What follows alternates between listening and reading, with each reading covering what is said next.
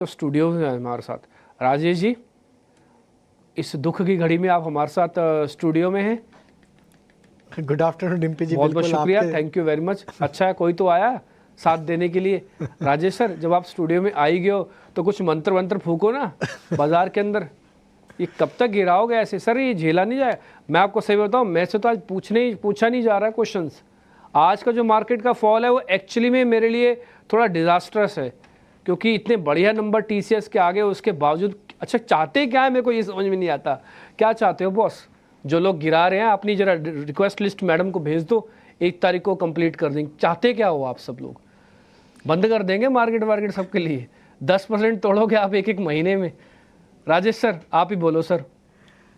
Good afternoon Dimpy जी, good afternoon everyone. सो देखिए, गिरता हुआ मार्केट तो कोई भी नहीं चाहता है, और जब इस तरीके की कंटिन्यूस गिरावट पिछले 3-4 महीनों से मार्केट को परेशान कर रही है और मार्केट के सारे इन्वेस्टरों को परेशान कर रही है, तो बिल्कुल एक लो सेंटिमेंट जिसको हम बोल सकते हैं वो अभी यहाँ पे बने हुए मार्केट में। कहीं भी कोई भी उम्मीद मार्केट को अभी रिकवरी की नहीं दिख रही है। एफआई का जो बिकवाली है वो इतनी इंटेंस बिकवाली है कि पिछले 5-7 दिनों का डेटा देखें तो करीब 20,000 करोड़ से ज़्यादा की बिकवाली पिछले 5-7 दिनों में ही एफआई ने कर दी। तो अगर इस तरीके की बिकवाली एफआई कंटिन्यू रखेगी तो मार्केट कैसे रिकवर होगा? तो आई थिंक जब तक ये बिकवाली का दौर नहीं थमेगा एफआई का, जब तक मार्केट की रिकवरी छोटी मोटी आएगी तो वापस वो इसी तरीके से डे लो की तरफ बार बार गिरते हुए दिखेंगे। तो हम पिछले 6 दिनों से 200 डे मूविंग एवरेज के नीचे ट्रेड कर रहे हैं। बैंक निफ्टी ने तो जब से 200 डे मूविंग एवरेज तोड़ा है वो कोई भी एक पुल बैक दिखाने में कामयाब नहीं हुआ। जो भी छोटे मोटे उछाल आए वहाँ पे सप्लाई बना हुआ है। तो दोनों ही इंडाइसेस है उनके स्ट्रक्चर वीक हो चुके हैं, और हमें लगता है जिस तरीके के स्ट्रक्चर अब बैंक निफ्टी में बने हैं ये दिखाते हैं कि 23,300 काफ़ी इंपॉर्टेंट लेवल है निफ्टी के लिए। अगर 23,300 के लेवल को हम बचाते हैं अगले 2-3 ट्रेडिंग सेशन तो ही एक यहाँ से छोटा मोटा पुल बैक बन सकता है। अदरवाइज़ अगर वो टूट जाता है, जो कि प्रीवियस स्विंग लो के आसपास का लेवल है, प्लस जून 2024 में जब जनरल इलेक्शन हुए थे वहाँ से जो रैली बनी थी वो 23,300 के लेवल ही थे, और वहाँ से हमने ऑल द वे मार्केट को 26,000 की तरफ जाते हुए देखा। तो हम ऑलमोस्ट उसी लेवल पे वापस आते हुए दिख रहे हैं। इसलिए 23,300 हमें लगता है काफ़ी क्रिटिकल एंड क्रूशियल लेवल है अगले कुछ दिनों के लिए। अगर वो टूटता है तो फिर डिम्पी जी ये मार्केट शायद 23,000 की तरफ भी बहुत जल्द खिसकता हुआ दिखे। और बैंक निफ्टी ने तो जिस तरीके से 49,000 के लेवल को भी तोड़ दिया है, यहाँ पे हमें लगता है कि अगर ये 49 के नीचे रहा तो इसका नेक्स्ट जो लेवल दिख रहा है वो करीब 48,000 की तरफ ही आते हुए दिख रहा है। तो बैंकिंग स्टॉक्स और बैंक निफ्टी वीक लग रही है कंपेयर टू निफ्टी अभी। ओवरऑल दोनों ही इंडाइसेस अभी वीक ही, और हमें लगता है सेल ऑन राइज ही रहेगा मार्केट में। और ये मार्केट का पुल बैक जब तक 23,750 के ऊपर हम सस्टेन नहीं होते, जब तक जो भी छोटे मोटे उछाल आएंगे वहाँ पे सप्लाई ही बना रहेगा।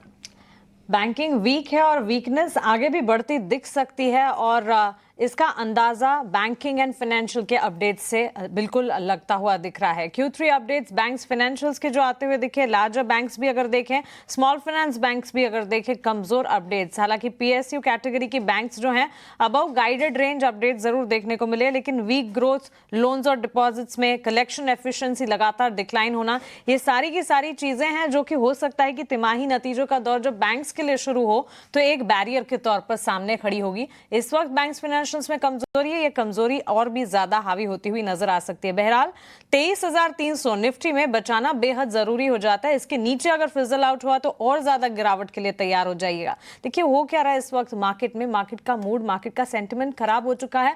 और जब मूड सेंटिमेंट खराब होता है, जब नेगेटिव्स कई सारे होते हैं, तो उसे पॉजिटिव में तब्दील करने के लिए पॉजिटिव सेंटिमेंट सपोर्ट सिस्टम भी ज्यादा होने चाहिए। इस वक्त सपोर्ट क्या है?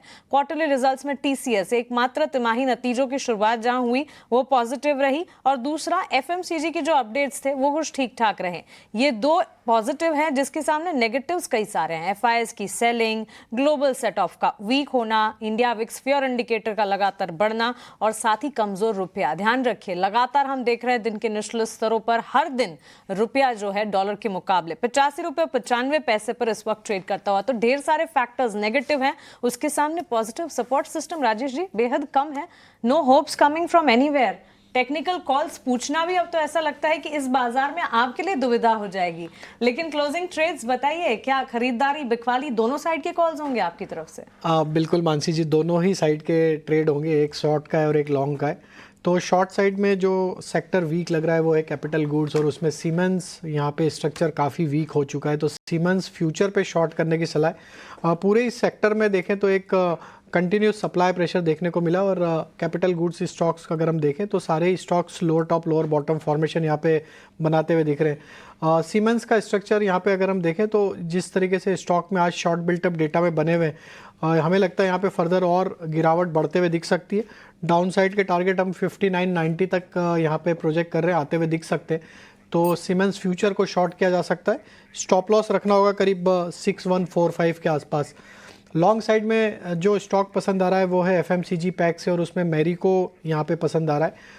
एफएमसीजी स्टॉक्स में थोड़ा रिकवरी के साइन यहाँ पे ज़रूर बने, लेकिन जिस तरीके की मार्केट में सप्लाई है तो वो भी एक स्लो स्टडी यहाँ पे मूव तो हायर साइड पे दिखा रहे हैं, लेकिन यहाँ पे अगर मार्केट की एक बार सप्लाई रुकती तो हमें लगता है एफएमसीजी पैक में थोड़ा आउट परफॉर्मेंस आते हुए दिख सकता है। बहुत सारे स्टॉक्स अगर हम देखें इस पैक में एक बॉटमिंग आउट फॉर्मेशन के साइन देते हुए दिख रहे हैं। मैरी को बाय करने की सलाह है 695 के टारगेट के लिए, डाउन साइड में स्टॉप लॉस होगा 665 का। ओके, तो चलिए एक कॉल बिकवाली की सीमेंस 6145 का stop loss 5990 towards down side target मानकर चले, और एफएमसीजी पैक से मैरिको पर भरोसा कायम।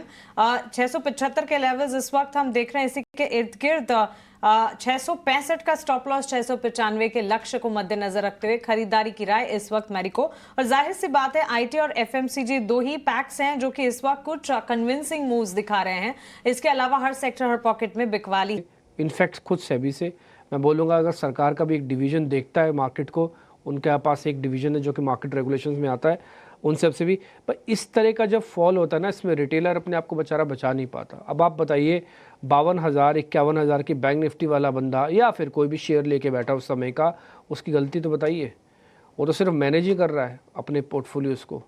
बट फिर भी ठीक है, मैं अभी कुछ बोलने की स्थिति में नहीं हूँ, क्योंकि मेरे पास कुछ है ही नहीं बोलने के लिए, बताने के लिए। अब इस तरह के लेवल्स में क्या बोलेंगे? शॉर्ट आप कर नहीं सकते, 5,000 पॉइंट आपने खो दिए हैं एक महीने के अंदर, आप कैसे शॉर्ट करके पैसा बनाओगे?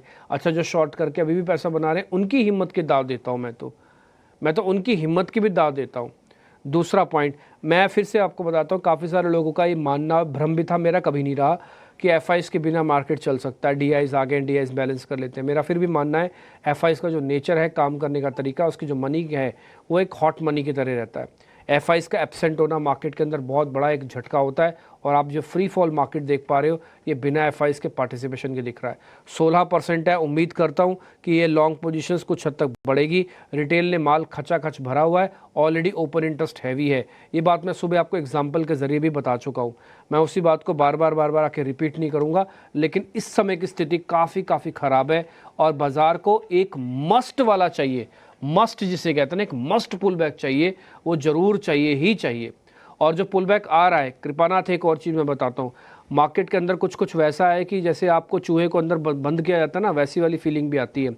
आप क्या करते हो, एकदम से ग्रीन लेके आते हो, सब लोगों को लगता है बस अब हो गया, अब तो चलेगा बाज़ार, और वहीं से मार्केट का फिर से डे लो टेस्ट करवा देते हैं। ये पिछले 3 दिन से हो रहा है, आज भी यही हुआ। थोड़ी देर पहले जो भी आप 120 पॉइंट बैंक निफ्टी को देख पा रहे हो ना, नीचे है, ये थोड़ी देर पहले हरे निशान में था।